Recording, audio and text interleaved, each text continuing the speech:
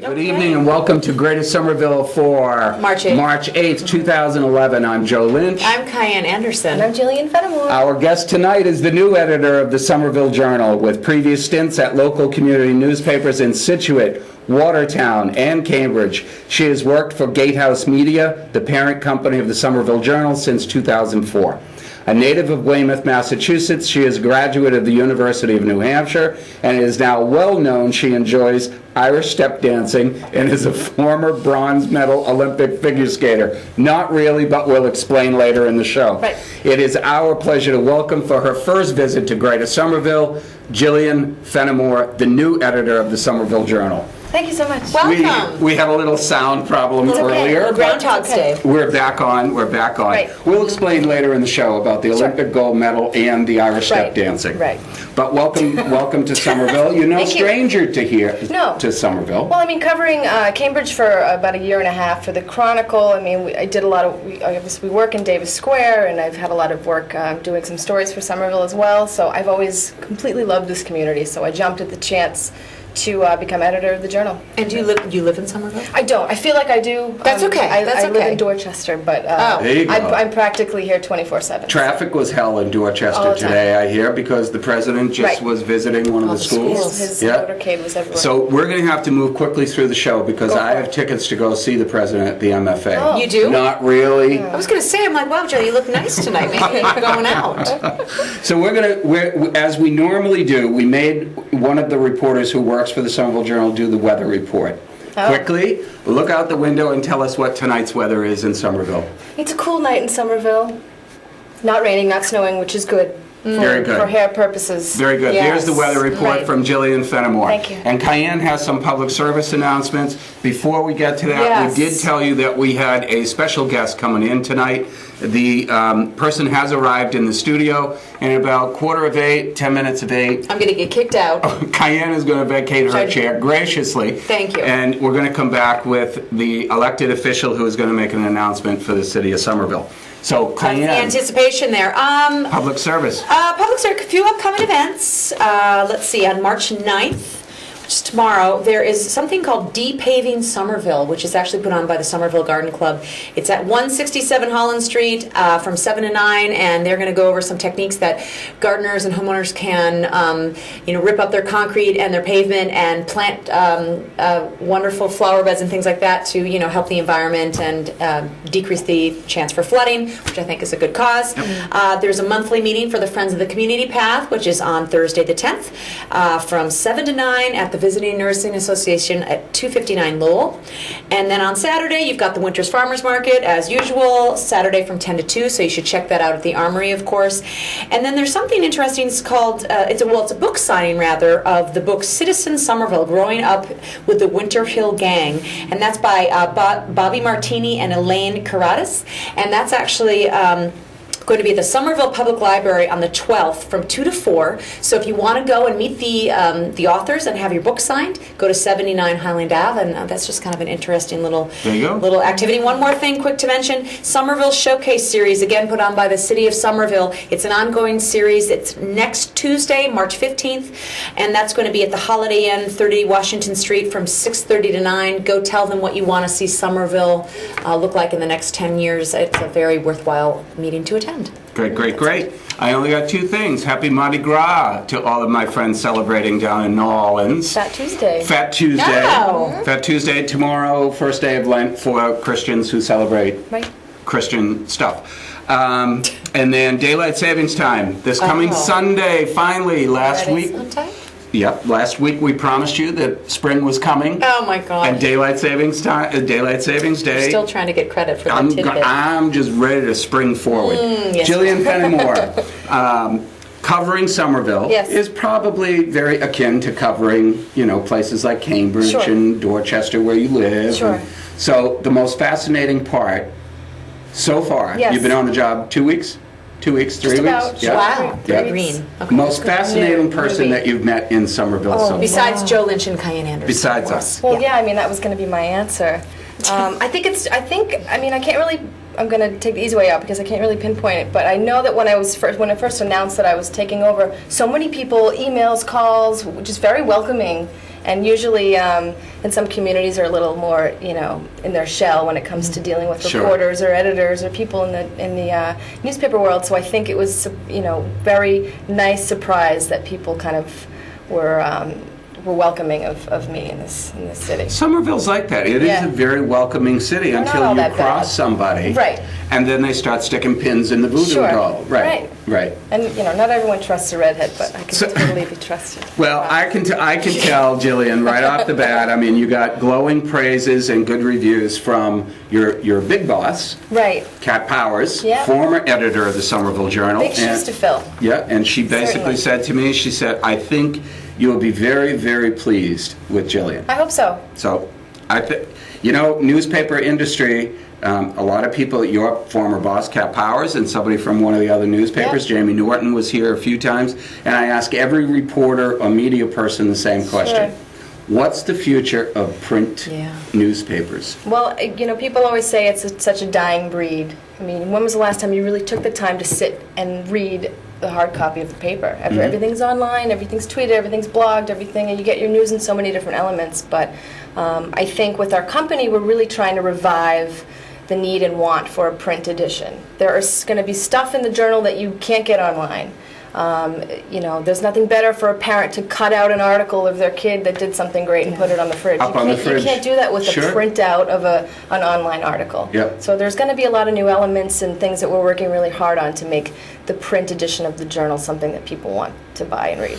And I saw something in your electronic version Right. that said you're going to be showcasing that. Yep. Is it this week? This week. This week, Thursday. I've been slaving over new templates for the new edition that's going to be coming or debuting on Thursday. Whole new look. Some people, it'll take some getting used to, but it's going to be a lot more easier to navigate. The front's going to show you what's on the inside and new elements. Obviously, the controversial speak out section will still be there, but Speak Out stays. stays. It's a crowd pleaser. Well, yeah, there's pros and cons to it, obviously, but I'm keeping a closer eye on what goes in there, and it's gonna be good. We're looking forward to it. Okay, Yeah. so Thursday, everyone go out and pick Yes. yourself up a Get a paper. journal. New hard copy. Yeah. New hard copy. But it is a delicate balance for any of the editors or anybody who's in the reporting and journal industry today. Mm-hmm. Because you have two audiences, really. Right. You have the electronic media audience and you have the print version, who tend to be an older demographics. Agreed. And though that older demographics are the ones who have, always subscribed to the newspaper. And not just the journal, but all print media is seeing the same thing, that those subscriptions are Yeah. not tanking, Right. but they continue to decline. How does the newspaper kind of balance that loss of revenue Right. when subscriptions are declining? I think it's just being able to, I know what you're saying, like a lot of our older readers, they don't necessarily go online and get their news, and Right. so we really are trying to amp up the content that's in there. I have Andy, our reporter, is working on a great, new investigative series that we're going to be, debuting first in print, and a lot of the stuff that, we want people to let them know that the print copy of the journal is something that can still be unique to what they can just quickly get online and read a couple sentences. And But you know what I think is actually really nice? I mean, I often will grab the journal because it's very accessible, when I'm going to get a coffee, and Right. it's right there. Right. So I think, being strategic in where you place, I mean, obviously, you know this, but, Yeah. that's really critical as well because, while I tend to not sit down and read the Boston Globe every single day in print, I actually, the journal, because I actually do like it in print because it's just a little bit more comforting, I guess. Right. So, calendar listings too. I mean, we don't necessarily, if you want to know what to do this coming weekend in Somerville and what's coming up in the next couple weeks, I mean, the print edition is really the paper to find it. Yeah, KyAnn used the word that I use sometimes when I sit down with my Sunday it's your ritual. Globe. Yeah. When I sit down with the Sunday Globe, it's tactile. It's Yeah. tactile. Yeah. I love You can feel it. You can still get ink on your fingers. You can smell the newspaper. There's an anticipation of having your coffee and your Right. Danish or Yeah. tofu in your case, but you know, Yes. you sit down, you enjoy yourself rather than having a hot laptop on your legs. Staring at a screen. Yeah, Well, but but here's a question though, because we've got Barnes and Noble Sure. that just, bankruptcy, right? Or is it? Wait, no, excuse me. Was it Barnes and Noble or was it? no. No. It was the other one. Oh no, I'm sorry. Borders, right? Yes, I think Borders. Borders is tanking. Borders Yeah. filed for bankruptcy, and then you've got this Kindle. I was at the gym the other day, and I saw a gentleman at the gym with his Kindle. On and a treadmill? Yeah, it was so bizarre. And you know what it was? It was there's something about the book too. I mean, it's a certain thing. Even though I know they're being, they're cheaper and all those things. I really do. I like to see the bookstores stay in business and the Yeah, newspapers because so there do is I. something about it that's. So do I. An organic feel to it all. Yeah. Yeah. It's amazing. I mean, I have, I have a very large extended family, and I have a lot of nieces and nephews who are, 20s, 30s, and 40s. Yeah. And I was in one of their houses that was around the holidays, and the thing that struck me, having grown up in a house where there were always books, There were no books. there were no books. Well, maybe they just don't display them. There were no books. There were no bookcases. There were no books. And I said, where do you get your source of information? Yeah. There were 4 computers in the house. Okay. So it's, it's just something that, the media has to figure out Right. that difference. And another question, and I want KyAnn to jump in at some point. How do you fight the disinformation that's out there in the blogosphere? The thing with blogs, and certainly we do have our own blog on the Journal site that's a little more lighthearted and humorous, but when we do get snippets of information that aren't necessarily true or thought through or investigated, it's tough. What we try to put out there, although we do strive to be the first, breaking news kind of stuff, we want to make sure that if my byline's on it, I want to be proud of the words that are underneath it. I want to make sure that I've hit all my marks and interviewed the right people. We want to put out a good product instead of just shoving the news out there and maybe or maybe not, could be true. To fill the space. Yeah, it's Yeah. just not the way we've been operating. It does seem like there's a lot more with blogs and everything. There's a lot more information that just goes so quickly. Yeah. I mean, people update their blogs, Yeah. 4 times a day, and you really have to keep on top of whether or not the information is Right. true. I have a quick question because I know that we don't have much time with you. Sure. I did a little research. There's not that much out there on you, but I heard, I Very was Googleable. told that you did you get subpoenaed in the Watertown tab She when you sure worked? did. Yeah, let's talk about that. Because, Joe and I are quite clean, and we want to make sure that our guests, I will say, Confess. in my days as a reporter, I broke a certain story on a Watertown politician who was Had to do with a hairbrush? something like that. Well, we said it was a curling iron, and she later said it was a hot airbrush. I don't even know. She hated that I knew the story.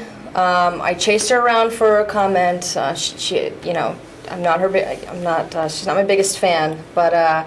She thought I knew some inside information on how I got the report and who told me, and she wanted to know all my sources, and I don't necessarily have to disclose all that information, so I got subpoenaed for her trial, her assault and battery trial. I never got to stand trial and speak my piece, which I kind of wanted to do, but Interesting. I still have it. It's in my cubicle. It's like a little check from the court, and it's my little pride and joy. That's a framer. Beautiful. Yeah. That's really a badge of honor As for it a is. As a reporter, reporter, isn't it? Absolutely. I mean, because, we want to write the good news and the nice features, but we kind of want to get under people's skin sometimes. And That's I think it's a Well, good rule to have because it politicians. keeps people honest. Well, Right. speaking of which, I mean, I'm glad to hear you say that the Journal is going to start focusing a little bit more on investigative reporting, Yeah. because what tends to happen today in the fast pace of, Yep. soundbite news is that it's reported and then it's dropped, and nobody gets what the final story follows is. up There's or no anything. follow-up to a lot I of do get a lot stories. of, from readers saying,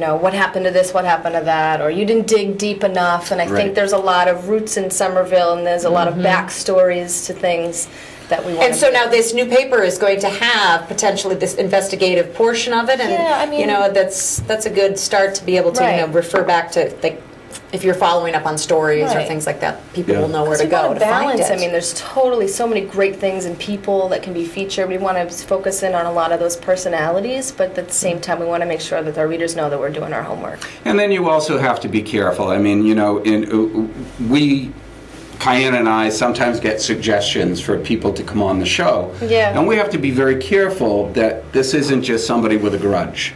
Right. Who wants to air or vent against a certain politician. Right. Or who, has it out for somebody else. You have to have credible stories. Right. And do credible reporting to have a credible newspaper. Right. And quite frankly, I mean, I think in this city, there's a thirst for that. Sure. For the investigative report Yep. and the follow-through. Right. And it shouldn't be based on who's friends with the ex-politician or who may get offended or whether or not that company would pull their ad from the newspaper. Right. Right. So I'm excited. I'm excited. I'm excited to see the changes. I got to tell you, KyAnn and I go to a lot of stuff across the city, and we hear Yeah. the same thing. Yeah. The news in this city is not what it used to be. Yeah. I'm not specifically No, naming it's a okay. newspaper, but I'm saying Right. the reporting. Yeah. Some of that, Jillian, also has to do with the fact that reporters come in and out. Yeah. They come in and out, and they Turnover. leave the small Yep. papers, and so. Well, we're looking forward to it. Yeah. Well, welcome back to Somerville. I mean, I'm sticking around, I like to kind of stay in my communities that I cover, so hopefully you'll see me around town. Well, maybe we'll have her back after 6 months and see how she fares. How about this? we'll We investigative. get you to commit on air Yeah. that you're going to be a regular contributor here at Greater Somerville. Yeah, How's come that? in with the hot stories. That's Yeah. a great idea. We No should talk pressure. about that. Come in with the hot Okay. stories to debut Done. what's going to happen on Right. Thursday. I'm not That's shy. actually I'm a not really shy of good a camera. idea. Trust me. Okay, that's a There good she show goes. idea. All But right. But we do have a new word. What's We that? have a new word that we What would is this? we would Why ask. are you saying we? I didn't agree to any of this. All right, I have a new word. Suddenly I'm brought. I picked up a new word. What is Okay. it? That some of the blogs out there have hacktivists Oh. who write them. Hacktivists, I like isn't that good? Where I did like you get it. that from? The Urban Dictionary? No, it actually came off of CNN tonight when they were Joe, talking you're so about hip. something. It was Joe's so hip. a hacktivist. I like that word. That's actually pretty funny. Jillian, we're going to ask you to stay. I'm KyAnn, actually do we have any leaving, so- more? Do we have any more? No, that's it. We got to meet Jillian. Okay. Jillian, we got the surprise guest coming, and I'll see you guys next week. So when you see Jillian on the street, stop her and say, "Welcome to Somerville," because we are a very welcoming place. Yes. We're going to fade to black for about 10 to 15 seconds. KyAnn is going to disappear for a minute, and then we're going to have a special guest come on. So stay with us. Back in 10.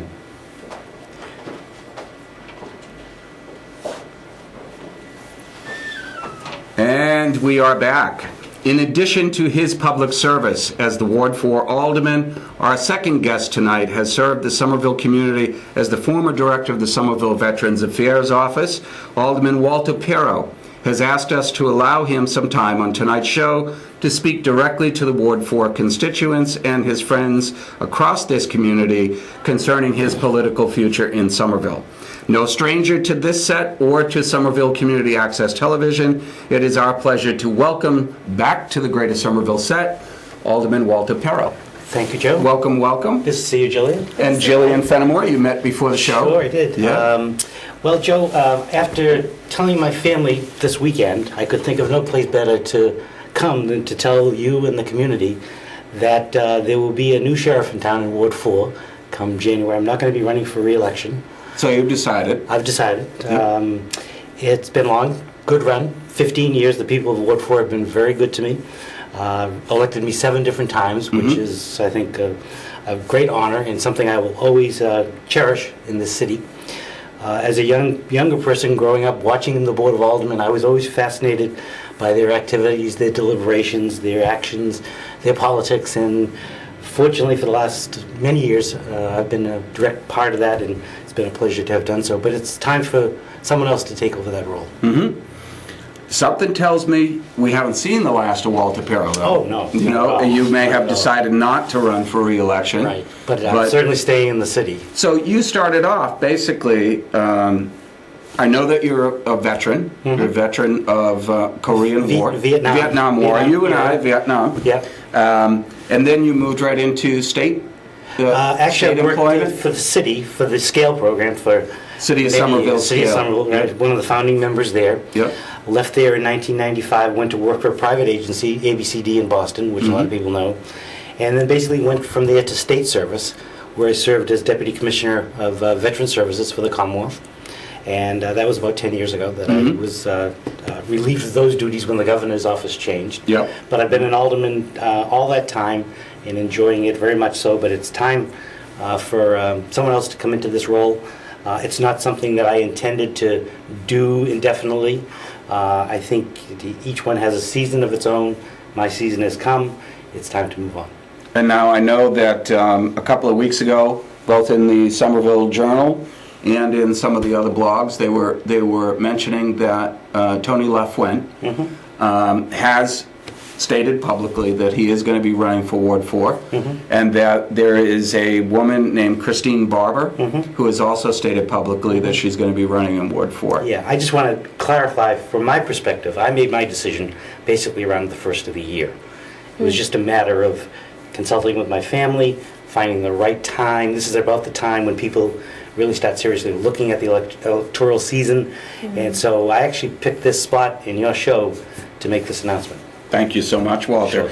You know, it's a good... Jillian's getting a scoop, too. And No. yeah, well, it's a good cycle because, as you know, we're on Tuesday nights. The Somerville News publishes tomorrow.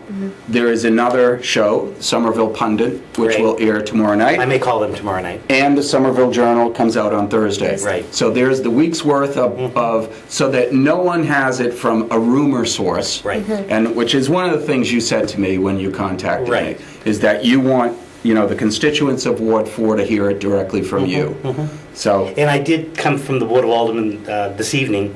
We did have a committee meeting, and I did mention on my way out that this was my intention to make this announcement here to other board members. Yep. So the word is spreading fast now. yeah. Oh, it spread, Walter, even before you know, you said to me, give me the timing, let me know when you want me to come on. We had done the teaser with the I saw that Somerville Journal. online. Yeah, I heard it. Yeah, We yeah. did the teaser with the Yeah. Somerville Journal, Word spreads fast. as I relayed to you this Right. afternoon, there were 9 phone calls this morning, and then there was multiple emails. Yeah, well- And people asking me, who is it? Yeah.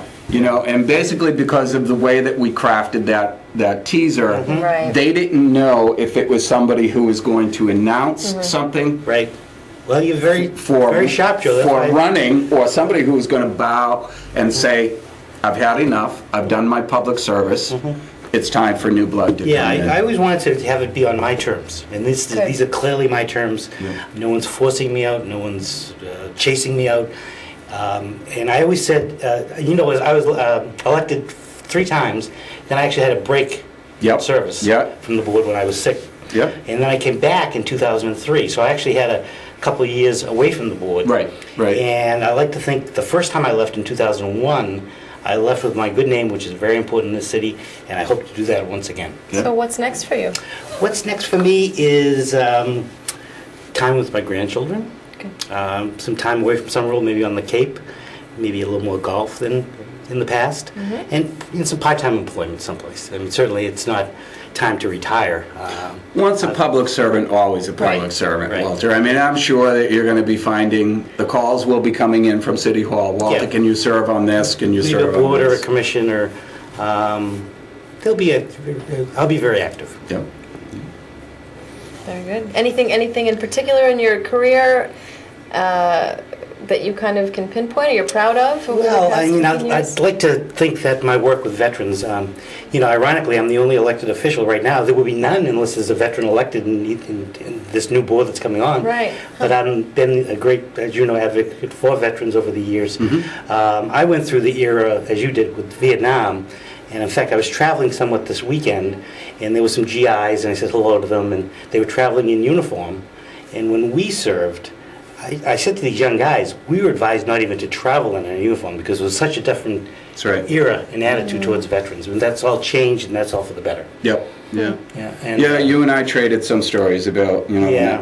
I would get off a plane at Logan Yeah. and it wasn't very pleasant, Right, but that's all changed, and that's good. And actually, coming to the Memorial Day Parade this year, for the first time that I can recall, I had my hat, and a woman actually stopped the car and said, "Thank you for your service," and it really touched me because no one, people hadn't done that before. That's right. That's right. That's terrific. Well, you're going to be serving out the remainder of the term, but come January, the reins of Ward 4 Alderman will be handed over to somebody new. Let the games begin. Let the games The begin. last time there was an open seat was when I ran in 1995, and there were 5 candidates in the primary. Yep. It come down to 2. Yep. Obviously, I prevailed in the end, but there could be multiple candidates coming out of Ward 4. My advice, my There friend, may be is... people moving into Ward 4 right now. My advice is get caller ID. Uh-huh. Get caller ID. Walter, we want to thank you for Okay, choosing sure. us to come on to the show. Glad to do it. I want to thank everybody. Jillian Fennimore, the new editor of the Somerville Journal, and Alderman Walter Pirro, and as always, on behalf of KyAnn Anderson and myself,